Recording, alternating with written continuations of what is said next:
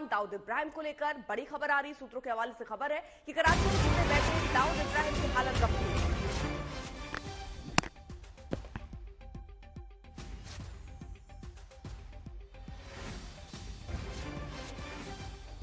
और ऐसी खबर है कि दाऊद को 2 दिन पहले ही कराची के अस्पताल में भर्ती कराया गया है, जहां इलाज उसका चल रहा है। दाऊद की सेहत को लेकर ऐसी अटकलें हालांकि पहले भी लगती रही हैं, लेकिन आज सुबह से नए सिरे से इन अटकलों ने जोर पकड़ा है। अटकलों के मुताबिक कराची के अस्पताल में दाऊद की कड़ी सुरक्षा कर दी गई है। अस्पताल के जिस फ्लोर पर दाऊद को भर्ती कराया गया है, उस फ्लोर को दूसरे लोगों के लिए बंद कर दिया गया है। सिर्फ पाकिस्तान के बड़े अधिकारी और परिवार के सदस्यों की एंट्री है। पाकिस्तान के एक पत्रकार ने दाऊद से जुड़ी जानकारी साझा की। भारत के इस दुश्मन को लेकर मुंबई पुलिस भी अलर्ट पर है। सूत्रों के मुताबिक दाऊद की जानकारी जुटाने के लिए मुंबई पुलिस की टीम लगातार उनके करीबियों से संपर्क करने की कोशिश में है।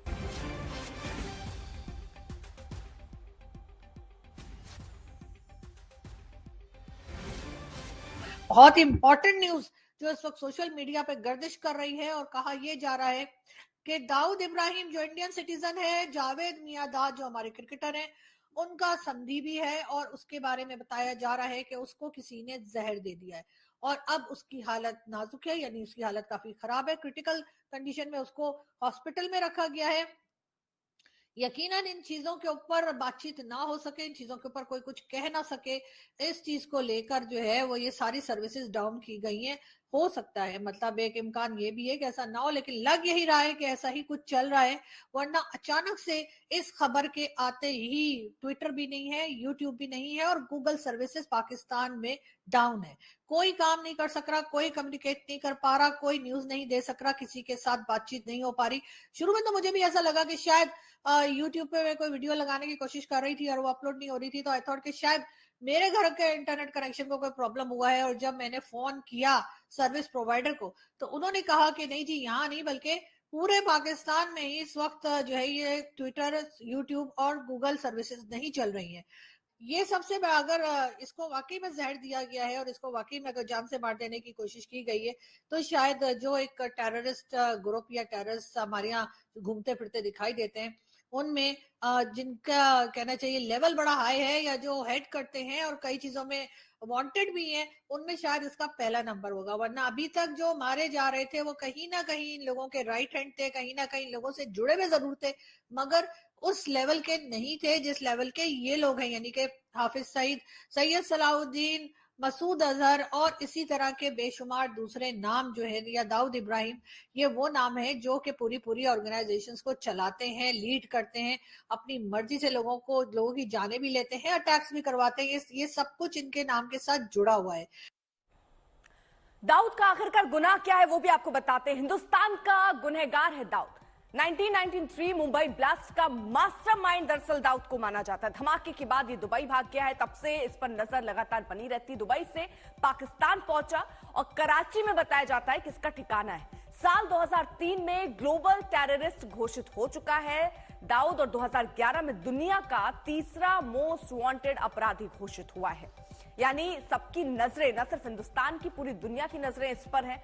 और इसका कारोबार कैसे चलता है ये भी आपको बताएं। ड्रग तस्करी करता है, सट्टेबाजी करता है, ये काला कारोबार जिसकी वजह से इसका धंधा अभी तक चल रहा था, उसमें ये सारी चीजें, रियल एस्टेट, हवाला कारोबार, इन सब से इसके तार जो हैं वो जुड़े रहते हैं। तो दाऊद का ये काला कारोबार, शॉपिंग मॉल्स, डांस बार, ये सब दाऊद के अलग अलग ठिकाने भी हैं, ऐसी जगहों पर ये बनाया भी गया है, कपड़ा फैक्ट्री है, शिपिंग है।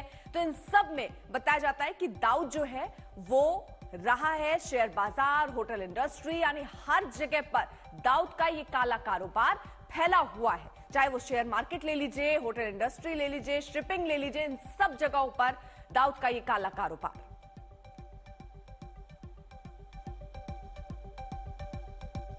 ये गुनाह भी हम आपको जल्दी से एक बार फिर से बता देते हैं। आखिरकार गुनहगार दाऊद 1993 मुंबई ब्लास्ट का मास्टरमाइंड इसको माना जाता है और उसके बाद ये दुबई भाग गया था यहां इंडिया से, और उसके बाद पाकिस्तान भाग जाता है, धमाके के बाद दुबई भाग जाता है। हालांकि उस पर लगातार नजरें बनी हुई है और तबियत खराब की जो बात आ रही है पहली बार नहीं है, ऐसे कई बार ऐसी खबरें सामने आती रही है, लेकिन इस पर कितनी सच्चाई है ये अभी साफ नहीं होना बाकी है। दुबई से पाकिस्तान पहुंचा, फिर कराची में इसने अपना ठिकाना बना लिया है। वहां के जो पत्रकार हैं पाकिस्तान के, उनको भी आपने सुना किस तरह वो बता रहे हैं कि जिस तरह की गतिविधियां हो रही हैं वो कुछ और इशारा करते हुए नजर आ रही हैं। साल 2003 में ग्लोबल टेररिस्ट घोषित हुआ, 2011 में दुनिया का तीसरा मोस्ट वांटेड अपराधी घोषित हुआ है दाऊद इब्राहिम।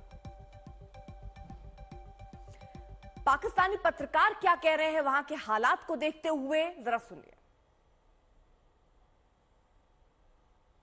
बहुत इंपॉर्टेंट न्यूज जो इस वक्त सोशल मीडिया पे गर्दिश कर रही है और कहा यह जा रहा है कि दाऊद इब्राहिम जो इंडियन सिटीजन है, जावेद मियांदाद जो हमारे क्रिकेटर हैं, उनका संधि भी है और उसके बारे में बताया जा रहा है कि उसको किसी ने जहर दे दिया है और अब उसकी हालत नाजुक है, यानी उसकी हालत काफी खराब है। क्रिटिकल कंडीशन में उसको हॉस्पिटल में रखा गया है।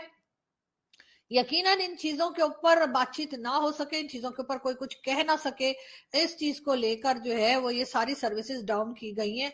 हो सकता है, मतलब एक इम्कान ये भी है कि ऐसा ना हो, लेकिन लग यही रहा है कि ऐसा ही कुछ चल रहा है, वरना अचानक से इस खबर के आते ही ट्विटर भी नहीं है, यूट्यूब भी नहीं है और गूगल सर्विसेज पाकिस्तान में डाउन है। कोई काम नहीं कर सक रहा, कोई कम्युनिकेट नहीं कर पा रहा, कोई न्यूज नहीं दे सक रहा, किसी के साथ बातचीत नहीं हो पा रही।